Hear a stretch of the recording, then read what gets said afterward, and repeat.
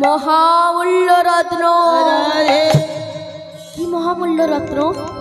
তোদের ওই একমাত্র সন্তানকে আমার কাছে দক্ষিণা স্বরূপ দান করে দে না।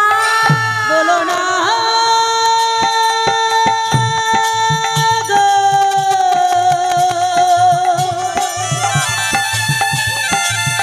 বলো না সন্ন্যাসী বাবা। সন্ন্যাসী বাবা, বলো না বলো না, আমি আর সহিতে পারি না,